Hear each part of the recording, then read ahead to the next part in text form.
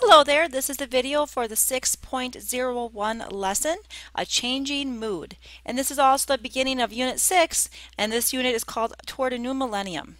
Historians look at the past not just to see what happened, but determine why it happened and what resulted. The nearer in time we are to events, the more difficult it is to see the why and the therefore. The recent past has not yet sorted itself into events of lasting importance and events that fade in significance over time. We cannot assess long-term results of decisions made only a short time ago. In this last unit of U.S. history, you will study the events of the very recent past. As you do, keep in mind that historians will continue to study and debate these events for decades before they can draw conclusions. This is a first rough draft of our nation's most recent chapter. A changing mood. The Reagan era opened with a question: are you better off than you were 4 years ago? Voters across the country quickly decided they were not. A changed electorate, especially in the South, swept Ronald Reagan into office. Just how had the electorate changed and why? The Reagan presidency began with the release of hostages that had been held in Iran for well over a year, some great communication, and a new wave of conservatism. Goals for this lesson: identify the reasons for the shift to the right in American politics by 1980, describe Ronald Reagan's political agenda and background, and demonstrate understanding of the Electoral College system.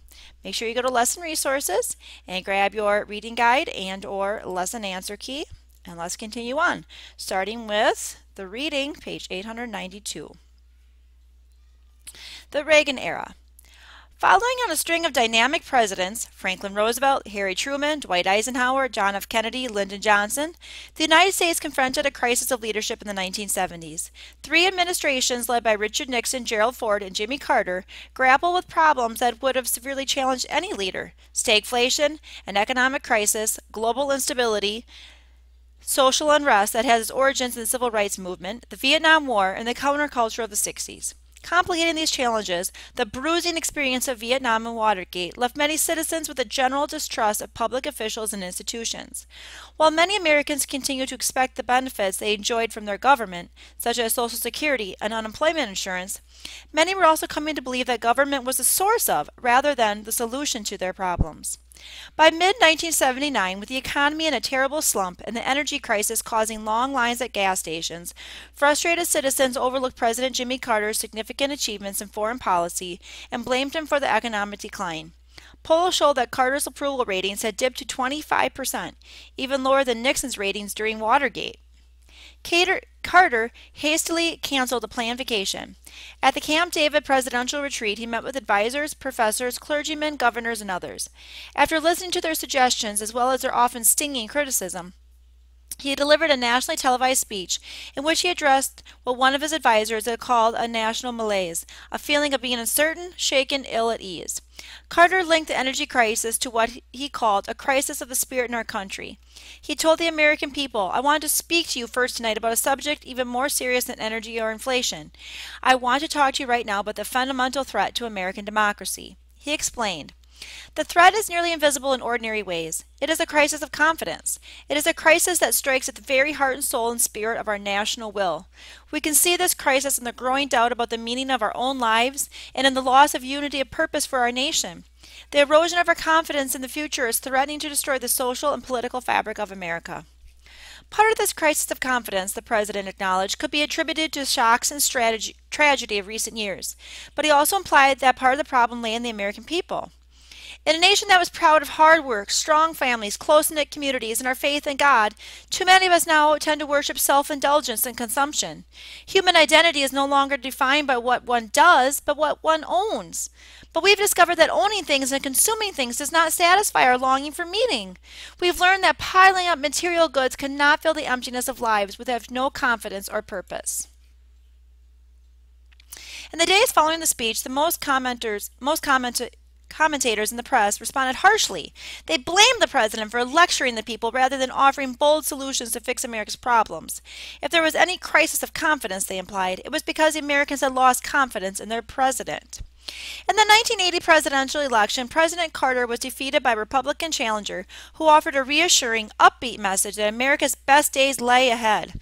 Ronald Reagan's message resonated with many American voters alarmed by the nation's economic slump and disillusioned by Vietnam, Watergate, and the ongoing Iran hostage crisis. In his first inaugural address, Reagan acknowledged no crisis of confidence, but instead expressed a bright optimism. It is time for us to realize that we're too great a nation to limit ourselves to small dreams. We're not, as some would have us believe, doomed to an inevitable decline. So with all the creative energy at our command, let us begin an era of national renewal. Let us renew our determination, our courage, and our strength. Let us renew our faith and our hope. We have every right to dream heroic dreams. When American voters chose Reagan, they initiated what many called the Reagan era. In his 2 terms as president, Ronald Reagan would energize America's conservatives and push American policy toward the right of the political spectrum. Along with his successor in the White House, George H.W. Bush, Reagan would preside over some of the most dramatic and surprising changes in recent history. The 1980 election. Heading into the 1980 election, President Jimmy Carter was burdened not only by the sagging economy and the Iran hostage crisis, but also by challenges within his own party. Many liberal Democrats supported the candidacy of Senator Edward Kennedy, the youngest of the Kennedy brothers. Ted Kennedy called for increased spending on social programs, for national health insurance, a government-supported system that would guarantee medical care for all the nation's citizens. In the end, Kennedy fell short of securing the Democratic nomination. Although Kennedy threw his support to Carter in the election, his primary challenge did nothing to help the already weakened president. The Republican nominee in 1980, Ronald Reagan, followed the non-traditional road to the presidency. He was born in 1911 in Tampico, Illinois, to a family of modest means. His father moved the family from town to town trying to find work as a shoe salesman. To see them through 3 frequent bouts of unemployment, Reagan's mother bought an extra income as a seamstress. We didn't live on the wrong side of the tracks, Reagan remembered, but we lived so close we could hear the whistle real loud. Handsome and athletic, Reagan was president of his high school class and captain of the football team. He paid his own way through college, earning a degree in economics from Eureka College in Illinois. Reagan graduated at the depth of the Depression, but quickly found work as a radio sportscaster. He moved to Hollywood in the mid-1930s and embarked on a successful acting career. In 1947, he was elected president of the Screen Actors Guild and Actors Union. A New Deal Democrat in his younger days, Reagan began to move to the right in the late 1940s. The Cold War had begun, and Reagan was concerned about the influence of communism in America. By the early 1960s, he was a registered Republican. In 1964, Reagan captured attention when he delivered a vigorous, nationally televised speech on behalf of the Republican candidate for president, Barry Goldwater. In 1966, Reagan was elected to his first of 2 terms as governor of California. In 1976, he almost captured the Republican presidential nomination from his party's incumbent Gerald Ford. In 1980, at age of 69, he became the Republican nominee for the presidency. The great communicator. Running against Carter, Reagan enjoyed several advantages. Reagan asked voters, "Are you better off than you were 4 years ago?" Clearly, for many Americans, the answer was no. Reagan also turned the grim state of America's international affairs against the president.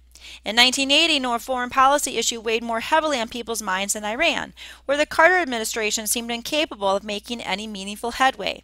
The failed rescue attempt heaped further humiliation upon Carter and, in many voters' minds, the American people. Nevertheless, Reagan brimmed with optimism and promised to make the nation once again strong, secure, and respected. In the fall campaign, Carter tried to paint Reagan as a warmonger, but Reagan's agenda, lower taxes, smaller government, a strong military, appealed to many Americans. Reagan's years in Hollywood had made him a powerful orator, and his folksy, easygoing manner charmed voters. People liked him as an individual, and he handles the media better than anyone since Franklin Roosevelt, said Tip O'Neill, the Democratic Speaker of the House. There's just something about the guy that people like. The press dubbed Reagan the great communicator. In the election, a liberal Republican Congressman, John Anderson, also entered the field as an independent third-party candidate. He attracted some Democratic voters. In the end, Reagan won the election with 489 electoral votes to Carter's 49. In a final insult to Carter, the Iranian captors released their hostages the day Reagan was inaugurated. And this picture is of their release and coming home, the Iranian hostages. A changing electorate. A new coalition swept Ronald Reagan into office in 1980. The Republican majority embraced several emerging factions, including many former Democrats. The New Right, as it was sometimes called, would become a dominant force in national politics in the years ahead. Rise of the Sun Belt. Since World War II, more and more Americans have relocated to the South, the Southwest, and especially to California. The southern tier of states, popularly known as the Sun Belt, offered warmer weather and economic opportunity. Manufacturers, especially defense industries, were attracted to the region's lower labor costs. Between 1970 and 1990, the South's population grew by 36% and the West's by 51%. Population soared in cities like Atlanta, Houston, Dallas, and Phoenix.